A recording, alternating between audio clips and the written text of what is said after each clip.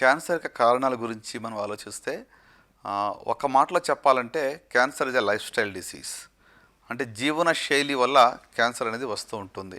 ప్రత్యేకంగా మరి మనం తినే ఆహారం కావచ్చు, మన యొక్క అలవాట్లు కావచ్చు, మన యొక్క మరి చాయిసెస్ కావచ్చు, వీటన్నిటిని గురించి క్యాన్సర్ వస్తూ ఉంటుంది. ముఖ్యంగా చూస్తే వాట్ కాజెస్ క్యాన్సర్ అని మనం చూసినట్లయితే నంబర్ 1 ఏంటంటే మన యొక్క జీవన శైలిలో స్మోకింగ్ హ్యాబిట్స్. టొబాకో చూయింగ్ కావచ్చు, లేక టొబాకో స్మోకింగ్ కావచ్చు. అంటే పొగాకు నవలటం కావచ్చు, లేక పొగాకు సేవించడం కావచ్చు.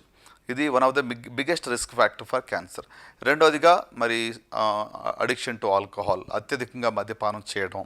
తర్వాత మరి ఫిజికల్ ఇన్యాక్టివిటీ, ఊబకాయం ఎక్కువగా ఉండటం, physical inactivity, stress, exposure to some chemicals, ఇవన్నీ కూడా the common risk factors for cancer. Infections, for example human papilloma virus infection కావచ్చు, లేకుంటే హెచ్ఐవి ఇన్ఫెక్షన్ కావచ్చు. వీటి వల్ల కూడా క్యాన్సర్ యొక్క రిస్క్ పెరుగుతూ ఉంది. సో ముఖ్యంగా 2 మాటల్లో చెప్పాలి అంటే జీవన శైలి, ప్రత్యేకంగా మరి మన యొక్క చాయిసెస్, అలవాట్ల గురించి చెప్పాను. పొగాకు సేవించడం కావచ్చు, పొగాకు త్రాగటం కావచ్చు, పొగ త్రాగటం కావచ్చు, అలాగనే అత్యధికంగా మద్యపానం సేవించడం కావచ్చు. దీనివల్ల క్యాన్సర్ యొక్క రిస్క్ అనేటువంటిది పెరుగుతూ ఉంటుంది. ఇటీవల stress also is known to be risk factor for cancer. అత్యధికమైన ఒత్తిడి ఉండటం కూడా ఒక రిస్క్ ఫ్యాక్టర్గా భావించవచ్చు. అట్లానే మరి ఒక 5 to 10% of cancers are genetic or hereditary అంటాం. అంటే వంశపారంపర్యంగా వచ్చేటువంటి సంఖ్య చాలా తక్కువగా ఉంటుంది. But majority are because of our choices. మనం యొక్క తినే నీళ్లు కావచ్చు, త్రాగే నీళ్లు కావచ్చు, తినే ఆహారం కావచ్చు, లేకుంటే మన యొక్క అలవాట్లు కావచ్చు. వీటి మీద ప్రాముఖ్యంగా క్యాన్సర్ అనేది ఆధారపడి ఉంటుంది. క్యాన్సర్ యొక్క ప్రాముఖ్యమైన కారణం మనం చూస్తే మరి పొగాకు సేవించడం.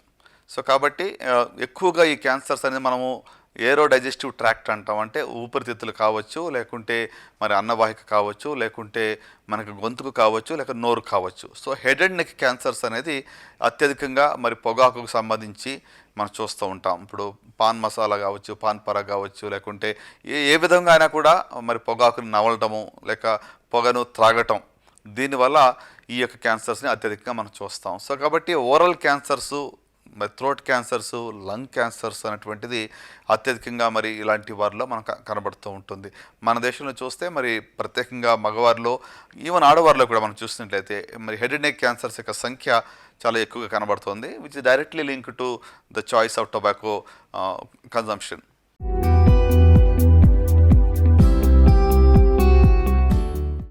క్యాన్సర్ సంబంధించి కొన్ని సిమ్టమ్స్ ఉంటాయి. సర్వసాధారణంగా దానిని కాషన్ అని నేను చెప్తూ ఉంటాను. CAUTION. దానికి ఒక న్యూమోనిక్గా దానికి చెప్తూ ఉంటాం. సి అంటే changes in bowel and bladder habits, అంటే మలమూత్ర విసర్జనలో మార్పులు రావడం. ఇటీవల లాస్ట్ 2 to 3 వీక్స్ నుంచి మానకుండా మలమూత్ర విసర్జనలో మార్పులు, ఉదాహరణకు ఎక్కువగా కాన్స్టిపేషను, లేకుంటే ఎక్కువగా డయేరియా, లేకుంటే ఎక్కువగా రక్తస్రావం అవటము, బ్లడ్ ఇన్ ద స్టూల్, లేకుంటే mucus in the stool.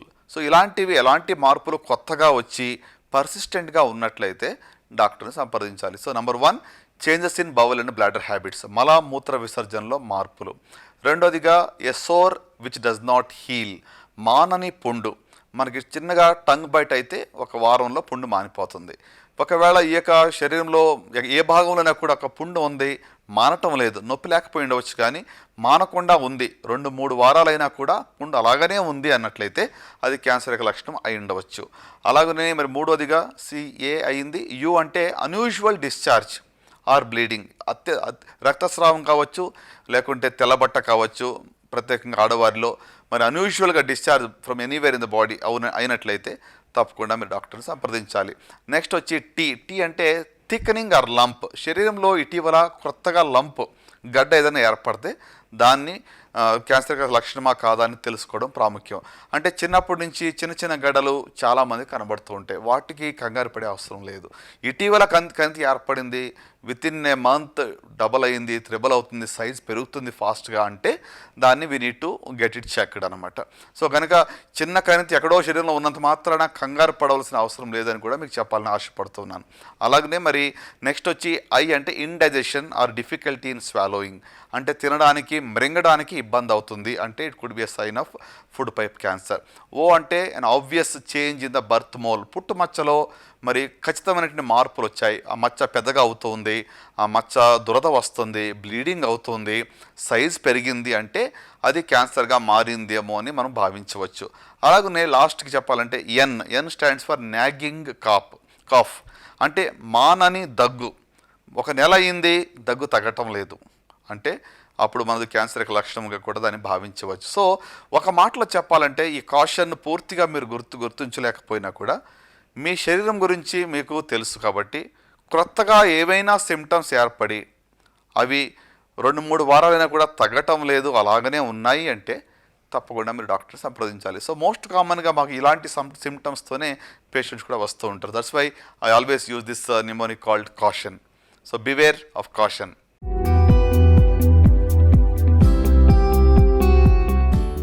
So క్యాన్సర్ని మరి గుర్తించడం చాలా ప్రాముఖ్యం, ఎందుకంటే early diagnosis will give the best results. ముందశలో కనుగొంటే క్యాన్సర్ని పూర్తిగా జయించవచ్చు. సో కాబట్టి ముందశలో కనుగొనటానికి ఇక సిమ్టమ్స్ గురించి అవగాహన చాలా ప్రాముఖ్యం. ఇందాక నేను చెప్పిన సిమ్టమ్స్లో మానని పుండు ఉంది, కొత్తగా కణితి ఏర్పడింది, నొప్పి లేదు, ఏమి ఇబ్బంది లేదు. So don't neglect it.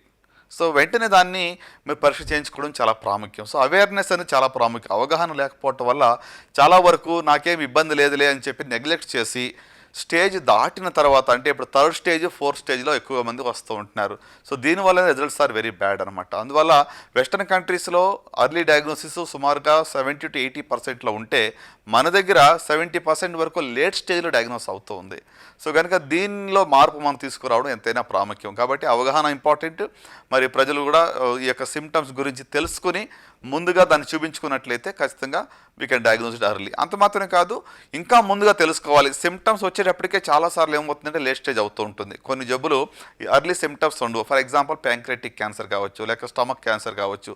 Symptoms రావాలంటేనే time పడుతూ ఉంటుంది. సో ఇలాంటప్పుడు ఏంటంటే కొన్ని క్యాన్సర్, ప్రత్యేకంగా common cancer like breast cancer కావచ్చు, సర్వైకల్ క్యాన్సర్ కావచ్చు, లంగ్ క్యాన్సర్ కావచ్చు, ఓరల్ క్యాన్సర్ కావచ్చు, వీటికి సంబంధించి మనకి మరి అర్లీ డయాగ్నోసిస్ చేయడానికి కొన్ని స్క్రీనింగ్ టెస్టులు అందుబాటులో ఉన్నాయి. అంటే ముందశలో మీకు ఎలాంటి ఇబ్బంది లేనప్పుడు కూడా కొన్ని పరీక్షలు చేసి అర్లీగా డయాగ్నోస్ చేయడానికి వీలు పడుతుంది. దాన్నే స్క్రీనింగ్ ఫర్ క్యాన్సర్ అంటాం. సో ఇప్పుడు ఇందాక నేను చెప్పిన రీతిగా మొబైల్ క్యాన్సర్ స్క్రీనింగ్ వెహికల్ ద్వారా మేము ఇలాంటి సిమ్టమ్స్ లేని వారికి చేసే పరీక్షలనే స్క్రీనింగ్ అని అంటాం. సో కనుక దీని ద్వారా కూడా క్యాన్సర్ని ముందస్తులో మనం కనుగొనడానికి వీలు పడుతుంది. So awareness is important, screening is important, life style యొక్క మార్పులు కూడా చాలా ప్రాముఖ్యం నేను చెప్తాను. క్యాన్సర్ ప్రారంభ దశలో పెయిన్ అనేది ఉండదు. చాలా వరకు ఇట్స్ ఏ పెయిన్లెస్ లంప్ కానీ లేకుంటే పెయిన్లెస్ అల్సర్ కానీ ఒక పుండు కానీ ఉండవచ్చు. కానీ ఒకసారి అది పెరుగుతూ ఉన్నప్పుడు లోపల సరౌండింగ్ ఆర్గన్స్ని ఇన్వేట్ చేసినప్పుడు పెయిన్ స్టార్ట్ అవుతుంది. యూజువల్గా వేరే చోటకి అంటే బోన్స్ కానీ మరి లివర్ కానీ లంగ్స్ కానీ పాకిన తర్వాత కూడా ఇంకా చాలా ఎక్కువ సిమ్టమ్స్ వస్తాయి. ఎక్కువగా బాడీ పెయిన్స్ కావచ్చు, బోనీ పెయిన్స్ కావచ్చు, లేకుంటే loss of appetite, weight loss, ఇలాంటి సిమ్టమ్స్ కూడా లేట్ స్టేజ్లో వస్తూ ఉంటాయి. సో కనుక we should not ignore the symptoms. అంటే కోవిడ్ ఉన్నంత మాత్రాన క్యాన్సర్ని మనం నెగ్లెక్ట్ చేయకూడదు అనేది నా యొక్క మెసేజ్ అండి.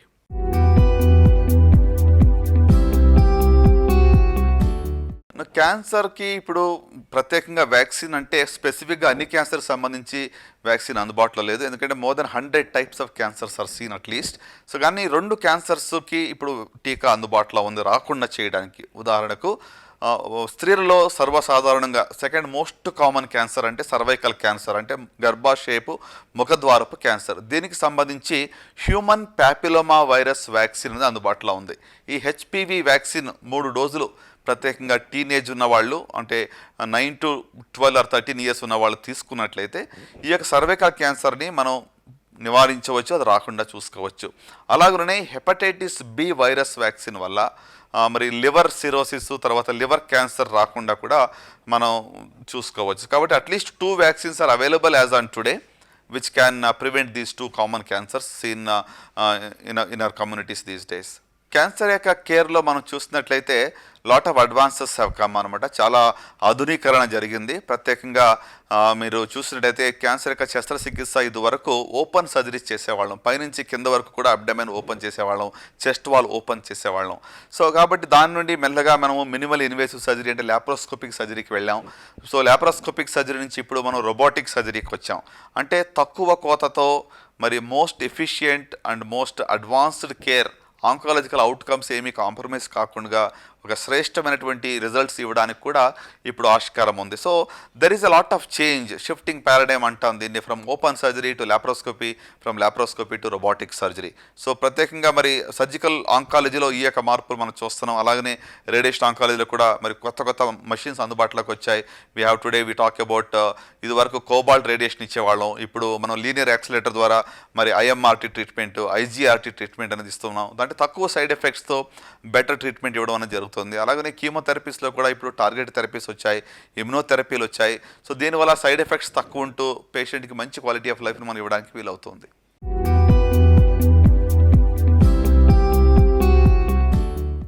క్యాన్సర్ అటువంటిది వచ్చిన తర్వాత అది పూర్తిగా తగ్గిందా లేదా అనేది సమయం నిర్ణయిస్తుంది. యూజువల్గా 5 years అనేటువంటిది ఫాలో అప్ టైం పెడతాం.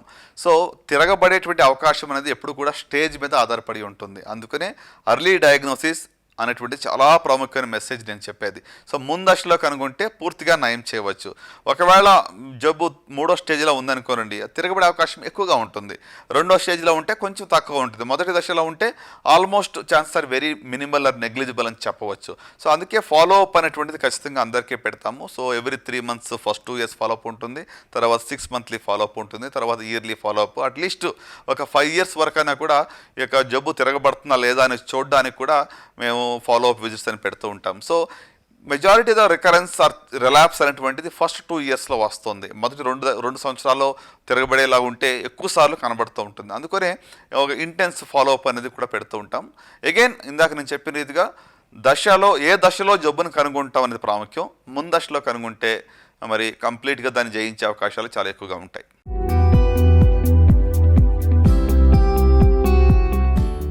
ఇప్పుడు క్యాన్సర్ని మనం ముందుగా తెలుసుకోవాలి అంటే సిమ్టమ్స్ గురించి ఒక అవగాహన కలిగి ఉండాలి. సిమ్టమ్స్ కూడా ఏంటి, జబ్బు వచ్చిన తర్వాత సిమ్టమ్స్ వస్తాయి. So prevention is better than cure మనకు తెలుసు. కాబట్టి ప్రివెన్షన్ చేయాలి అనుకుంటే అసలు మన జీవనశైలినే మార్చుకుంటే ఈ సిమ్టమ్స్ దాకా మనం వెళ్ళం, ఇది రాకుండా చూసుకోవచ్చు. సరే, ఒకవేళ మీకు నిజంగానే ప్రారంభించబడింది, జబ్బు ఉంది అనుకుంటే what we can do is definitely we have to be aware of the symptoms. నేను ఇందాక చెప్పిన caution, changes in bowel and bladder habits కావచ్చు, sore which does not heal కావచ్చు, అన్యూజువల్ బ్లీడింగ్ కావచ్చు, థిక్నింగ్ ఆర్ లంప్ కావచ్చు, or for example obvious change in the birth mole కావచ్చు, లేక nagging cough ఉంది, అన్ఎక్స్ప్లెయిన్డ్ బాడీ వెయిట్ ఉంది, లేక you listen to your body, మీ బాడీకి మీరు వినండి, కొత్త మార్పులు ఇటీవల ఏవైనా వచ్చి అవి పర్సిస్టెంట్గా ఉన్నాయి, 3 వారాలను తగ్గటం లేదు అంటే మీరు వెంటనే డాక్టర్ని సంప్రదించండి, పరీక్షలు చేయించుకోవాలి.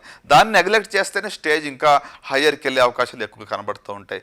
సో కాబట్టి the message is to be aware of these symptoms and also to be aware of life style modification. మన యొక్క జీవన శైలిని మనం మార్చుకుంటే అసలు సిమ్టమ్స్ దాకా కూడా వెళ్ళే అవకాశమే మనకు ఉండదు. సో ఒకవేళ ఇంకొక ప్రివెన్షన్ లేక ఇంకా అర్లీగా డయాగ్నోస్ చేయాలంటే ఇందాక నేను చెప్పిన రీతిగా స్క్రీనింగ్ ఫర్ క్యాన్సర్ ముందశలో కనుగోవడానికి మనం స్క్రీనింగ్ చేయవచ్చు. సో స్క్రీనింగ్ అనేది మీకు సిమ్టమ్స్ లేనప్పుడు కొన్ని పరీక్షల ద్వారా ఇంకా ముందుగా అంటే మొదటి దశ కంటే ముందుగానే జబ్బును కనుగొనడానికి వీలవుతుంది. ఫర్ ఎగ్జాంపుల్ బ్రెస్ట్ క్యాన్సర్ ఉంది, దాంట్లో మీకు చేతికి గడ్డ తగలాలంటే అట్లీస్ట్ ఒక 2-3 సెంటీమీటర్లు ఉండాలి. కానీ ఇక మ్యామోగ్రఫీ అనేటువంటి ఒక ఎక్స్రే ద్వారా 0.5 సెంటీమీటర్స్ చిన్న గడ్డ ప్రారంభమైనప్పుడు కూడా దాన్ని కనుగొనవచ్చు. అలాగనే సర్వైకల్ క్యాన్సర్కి ప్యాప్ స్మియర్ అనే సింపుల్ టెస్ట్ ఉంది. దాని ద్వారా మరి ఇక ప్రీ క్యాన్సరస్ లీజన్స్ అంటే క్యాన్సర్గా అవ్వక ముందే ఉన్నటువంటి స్టేజ్లో దాన్ని కనుగొనడానికి వీలు పడుతుంది. సో ఇట్లా for example oral cancers simple examination by A doctor is enough అనమాట. ఒకవేళ ప్రీ క్యాన్సర్స్ లీజన్స్ ఉన్నాయా, ఆల్రెడీ ఏమైనా లక్షణాలు ప్రారంభించబడ్డాయా అనేది కూడా మనం చూసినట్టయితే కనుగొనడానికి వీలవుతుంది. సో ఇట్లా కొన్ని ట్యూమర్ మార్కర్స్ కావచ్చు, ఫర్ ఎగ్జాంపుల్ కొలోనోస్కోపీ కానీ ఎండోస్కోపీ కానీ, prostate specific antigen for prostate cancer కావచ్చు. సో ఇవన్నీ కూడా మనం మరి ఏజ్కి తగ్గట్టుగా కొన్ని గైడ్ లైన్స్ ఉన్నాయి. దాని ప్రకారంగా కొన్ని టెస్టులు మనం చేసినట్లయితే after 40 years of life certainly it will help అనమాట. ముందుగా తెలుసుకోవడానికి కానీ తర్వాత మరి దాన్ని పూర్తిగా నయం చేయడానికి కూడా వీలవుతుంది.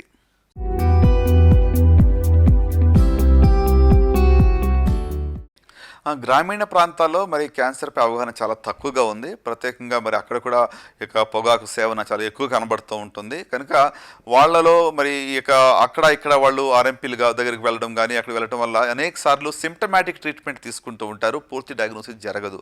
For example bleeding for rectum ఉంది. అంటే ఇప్పుడు మోషన్‌కి వెళ్ళేటప్పుడు రక్తం వస్తుంది. పైల్స్ అనుకుని చెప్పి రాంగ్ ట్రీట్మెంట్ ఇస్తారు. అట్లనే మానని దగ్గు ఉంది. ఏదో టీబీ అనుకుని టీబీ మందులు ఇవ్వడమో, లేక కొన్ని స్టెరాయిడ్స్ ఇవ్వడమో, ఇట్లా చాలా వరకు కూడా డిలే అవుతూ ఉంటుంది. కనుక గ్రామీణ ప్రాంతాల్లో ఇక క్యాన్సర్పై అవగాహన తీసుకురావడం, ప్రత్యేకంగా మరి హెల్త్ కేర్ వర్కర్స్ కూడా ట్రైనింగ్ ఇవ్వడం అనేది చాలా ప్రాముఖ్యం. ఈ యొక్క సిమ్టమ్స్ గురించి వాళ్ళకి ట్రైనింగ్ ఇస్తే అట్లీస్ట్ వాళ్ళు మరి దాన్ని ప్రజలకు ఉపయోగించగలరు. So there is a need for awareness and education definitely. So దాని ద్వారా మనం ఈ యొక్క గ్యాప్ని తగ్గించవచ్చు. ఈ రోజుని బట్టి క్యాన్సర్ మనం గుర్తించడానికి స్పెసిఫిక్గా ఒక రక్తం శాంపుల్ తీసుకుంటే చెప్పగలమనే స్టేజ్లో ప్రస్తుతానికి లేము మనం. కానీ కొన్ని tumour markers, for example ovarian cancer ఉంది, అండాశయపు క్యాన్సర్ సంబంధించి CA-125 అనేటువంటి మార్కర్ రైజ్ అవుతుంది దాంట్లో. అలాగనే ప్రోస్టేట్ క్యాన్సర్లో PSA రైజ్ అవుతుంది. అట్లానే మరి ఫర్ ఎగ్జాంపుల్ బ్రెస్ట్ క్యాన్సర్ కావచ్చు, లేక స్టమక్ క్యాన్సర్ కావచ్చు, ప్యాంక్రియాస్ క్యాన్సర్ కావచ్చు, వాటిల్లో కొన్ని ట్యూమర్ మార్కర్స్ పెరుగుతాయి. ఫర్ ఎగ్జాంపుల్ CEA అనేటువంటి ఒక ట్యూమర్ మార్కర్ కోలన్ క్యాన్సర్లో పెరుగుతుంది. సో కానీ ఇదొక్క బ్లడ్ శాంపుల్లోనే దీన్ని డయాగ్నోస్ చేయడము అనేటువంటిది జరగని పని. సో కనుక మీ యొక్క సిమ్టమ్స్, మీ యొక్క ఫ్యామిలీ హిస్టరీ, మీ యొక్క లైఫ్ స్టైల్ యొక్క హిస్టరీ, దీన్ని మనం గుర్తుంచుకుని దాని ప్రకారంగా మనం ఫాలో అప్ చేసినట్టయితే ఖచ్చితంగా ముందశలో కనుగొనడానికి వీలవుతుంది. క్యాన్సర్ యొక్క మరి కారణాలు మనం చూసినట్టయితే 90% స్పొరాడిక్, అంటే మన యొక్క జీవనశైలి కావచ్చు, ఎన్విరాన్మెంటల్ ఇన్ఫ్లుయెన్స్ కావచ్చు, వీటి వల్ల వస్తూ ఉంటుంది. ఒక 5-10% మాత్రమే ఇక వంశపారంపర్యంగా వచ్చేటువంటి క్యాన్సర్. సో కాబట్టి మెజారిటీ ఆర్ నాట్ హెరిడిటరీ అనమాట. సో ప్రతి ఒక్క క్యాన్సర్ కూడా జెనెటిక్, ఎందుకంటే జీన్స్లో మార్పు వచ్చినందువల్లనే క్యాన్సర్ ప్రారంభమవుతుంది. So it is hereditary cancer which is less common, hardly about 10%.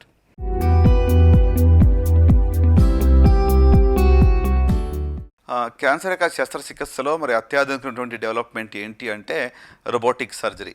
So laparoscopic surgery ఇదివరకే ఆల్రెడీ మనకి అందుబాటులో ఉంది. దాని నుంచి నెక్స్ట్ స్టెప్ రోబోటిక్ సర్జరీ. ఇది ముఖ్యంగా మరి గైనకాలజికల్ క్యాన్సర్స్, గర్భసంచిక క్యాన్సర్ సంబంధించి చాలా ఉపయోగపడుతుంది. అలాగనే మరి కోలోరెక్టల్ క్యాన్సర్స్, పెద్ద పేగు యొక్క క్యాన్సర్స్, రెక్టమ్ యొక్క క్యాన్సర్స్ ట్రీట్మెంట్ చేయడానికి కూడా రోబోటిక్ సర్జరీ చాలా దోహదపడుతుంది. అట్లానే ఈసోఫేజియల్ క్యాన్సర్, అంటే అన్నవాహిక క్యాన్సర్ సంబంధించి చెస్ట్ వాల్ ఓపెన్ చేయకుండా మరి కడుపు కూడా తక్కువ కోతతో ఈ యొక్క ఆపరేషన్ కూడా చేయడానికి వీలు పడుతుంది. అలాగనే లంగ్ క్యాన్సర్ సర్జరీస్ కూడా రోబోటిక్ ద్వారా చేయడానికి వీలవుతుంది. సో ఓవరాల్గా మరి హెడ్ అండ్ నెక్ క్యాన్సర్స్లో కూడా మనం చూస్తే ఇటీవల టంగ్ యొక్క బేస్ ఆఫ్ టంగ్ క్యాన్సర్స్ కావచ్చు, లేకుంటే గొంతుకులో ఉన్న చిన్న చిన్న క్యాన్సర్స్ కూడా రోబోటిక్ సర్జరీని వాడటం జరుగుతుంది. కానీ ఎక్కువగా మనం చూసినట్లయితే ప్రోస్టేట్ క్యాన్సర్ సర్జరీ కానీ, గైనకాలజికల్ మ్యాలిగ్నెన్సీస్ కానీ, మరి కోలోరెక్టల్ క్యాన్సర్స్ కానీ, ఈసోఫేజియల్ క్యాన్సర్స్ కానీ ఈ యొక్క రోబోటిక్ టెక్నాలజీ అనేటువంటిది చాలా ఉపయోగపడుతూ ఉంటుంది.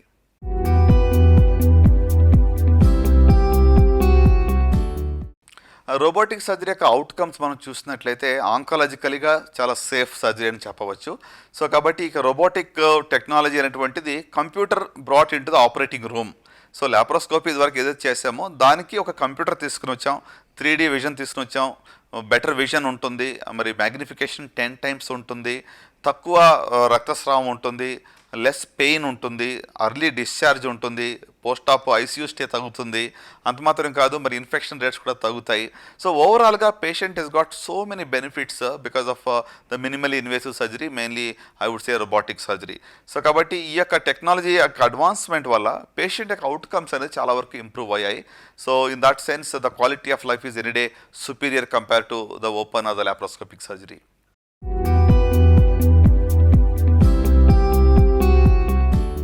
సో ఇప్పుడు క్యాన్సర్ యొక్క ట్రీట్మెంట్ మనం చూస్తున్నట్టయితే స్టేజ్ మీద ఆధారపడి ఉంటుంది. ప్రత్యేకంగా సాలిడ్ ట్యూమర్స్లో అర్లీ స్టేజ్లో ఉంటే ముందు సర్జరీ చేస్తాం. ఒకవేళ కొంచెం అడ్వాన్స్ స్టేజ్లో ఉంటే ముందు కీమోథెరపీ కానీ, రేడియేషన్ కానీ, లేక రెండు ఇచ్చి జబ్బుని చిన్నగా చేసి తర్వాత మనం ఇక సర్జరీ చేస్తాం. సో సర్జరీ అనేటువంటిది, decision of surgery won't change because of the technology. Operation ఎప్పుడు అవసరమో అప్పుడే అవసరం. కానీ operation will we do open, laparoscopic or robotic అనేటువంటిది ఇక జబ్బుపై ఏ సైట్లో ఉంది, ఎంత అడ్వాన్స్లో ఉంది దాన్ని బట్టి డిసైడ్ అవుతుంది. సో కాబట్టి యూజువల్గా చాలా అడ్వాన్స్ స్టేజెస్లో రోబోటిక్ సర్జరీ అనేది వాడము. చాలామంది ఏమనుకుంటారంటే స్టేజ్ 4లో ఉన్నా కూడా రోబోట్ ఆపరేషన్ చేసి తీసేస్తుందేమో, రోబోటిక్ సర్జరీ వల్ల చాలా మేలు అవుతుందని అనుకుంటారు. So it is not like that. So let is అంటే చాలామంది స్టేజ్ 4లో సర్జరీ అనేది చాలా వరకు చేయం అసలు. So it's like not feasible, not fit for surgery అనమాట. సో కనుక indications for surgery same for open, laparoscopic or robotic, అందులో ఏం మార్పు ఉండదు.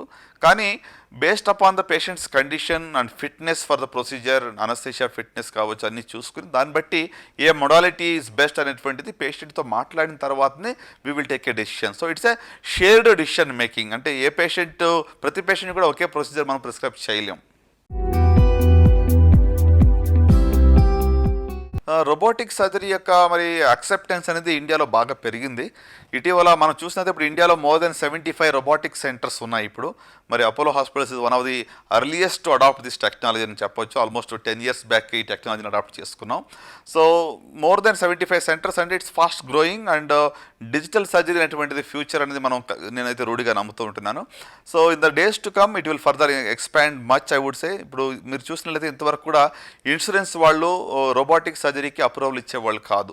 ఇప్పుడు almost all insurances are accepting robotic surgery because there is so much of enough data to suggest that the outcomes are better, the quality of life is good. So kabatti now in general if you see the acceptance is much great these days, and people are changing and evolving to accept the newer technology, and that's going to benefit the patient anamata.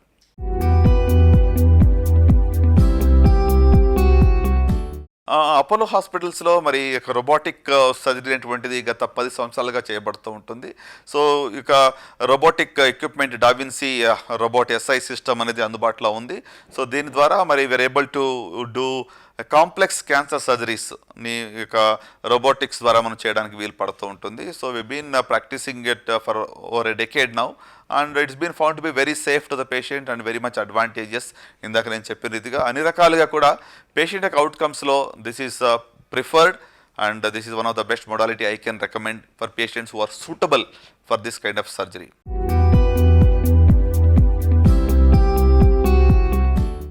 Apollo హాస్పిటల్లో మరి cancer యొక్క సర్జరీకి సంబంధించి అన్ని పరికరాలు మాత్రమే కాదు, మరి రోబోటిక్ సర్జరీ అనేది కూడా రోబోట్ ఆపరేషన్ చేయదు. Robot is an assistant to the surgeon. So అల్టిమేట్గా సర్జనే ఆపరేషన్ చేయాలి. సో కాబట్టి it's a technology that we're using to give the better outcome. So మనకి అన్ని రకాలటువంటి మరి డాక్టర్స్, అన్ని స్పెషలిస్ట్స్ కూడా మన అపోలో హాస్పిటల్లో ఇప్పుడు అందుబాటులో ఉన్నారు. So for all advanced cancer surgeries we're able to manage very well with a dedicated teams which are able to give the best outcomes to the patient.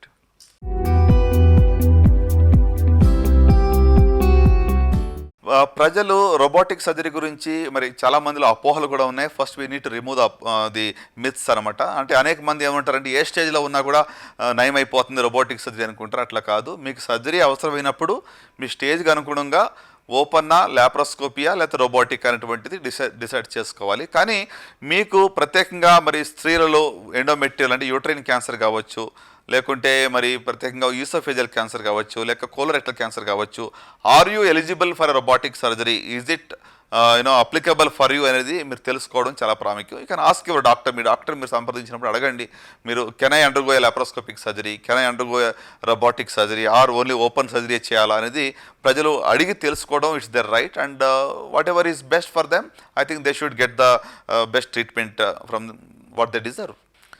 Present ఎరాలో మనం చూసినట్లయితే బికాస్ ఆఫ్ కోవిడ్ టైమ్స్ క్యాన్సర్ని చాలామంది neglect చేస్తున్నారు. అంటే for them it's not a priority at all.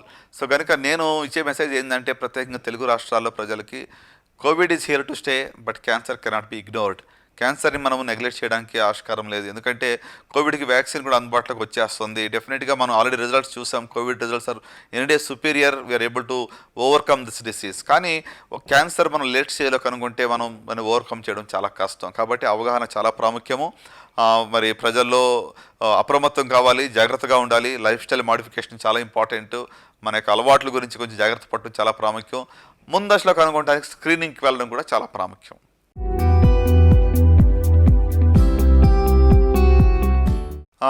మరి మహిళల్లో మనం చూసినట్లయితే టాప్ 2 క్యాన్సర్స్ ఏంటంటే రొమ్ము క్యాన్సర్ నెంబర్ 1, నెంబర్ 2 వచ్చి సర్వైకల్ క్యాన్సర్ లేక గర్భాశయపు ముఖద్వారపు క్యాన్సర్. సో ఈ 2 క్యాన్సర్స్ కూడా మరి చాలా అర్లీగా డయాగ్నోస్ చేయడానికి ఆస్కారం ఉంది. బ్రెస్ట్ క్యాన్సర్ ఇప్పుడు చూస్తే ఎంత సంఖ్య పెరుగుతుంటే ప్రత్యేకంగా మరి అర్బన్ ఇండియాలో the incidence is increasing very much. So కనుక బ్రెస్ట్ క్యాన్సర్ని మనం ప్రివెన్షన్ చేయలేకపోయినా కూడా పూర్తిగా మరి అర్లీ డయాగ్నోసిస్ ఖచ్చితంగా చేయగలం. స్క్రీనింగ్ మొడాలిటీ అందుబాటులో ఉంది. సింపుల్ మ్యామోగ్రఫీ లేదా క్లినికల్ ఎగ్జామినేషన్ లేక సెల్ఫ్ అవేర్నెస్ అనేటువంటిది 3 సింపుల్ మెథడ్స్ ఫాలో చేయడం వల్ల రొమ్ము క్యాన్సర్ని మనం ముందస్తులో కనుగొనడానికి కూడా ఆస్కారం ఉంది. సో కనుక most common cancer, most prevalent ప్రాబ్లమ్ని ఈజీగా డయాగ్నోజ్ చేసే ఆస్కారం మనకు ఉంది కాబట్టి దాన్ని మనం ఉపయోగించుకోవాలి. సో 40 ఇయర్స్ పైబడిన వాళ్ళు మ్యామోగ్రఫీ సంవత్సరానికి ఒకసారి చేయించుకుంటే చాలా శ్రేయస్కరం. దాని ద్వారా ముందుగానే తెలుసుకోవడానికి వీలవుతుంది. సో కనుక breast cancer is something that is really these days the numbers are increasing కాబట్టి ప్రత్యేకంగా ఊబకాయం ఉన్న వాళ్ళు, మరి people who never had children, breast feeding చేయని వాళ్ళు, లేకుంటే లేట్ మ్యారేజ్ అయ్యి అలాంటి వాళ్ళలో కూడా ఈ సంఖ్య అనేది ఎక్కువ కనబడుతుంది. సో లైఫ్ స్టైల్ అనేది ఇటీవల చాలా చేంజ్ అయిపోయింది. ఎస్పెషల్లీ ఊబకాయం అనేది కూడా సంఖ్య పెరుగుతుంది కాబట్టి I think the women need to be a little bit more aware about breast cancer and they need to really take some precautions to prevent this disease, or if not preventable totally, we can diagnose it very very early if you have one.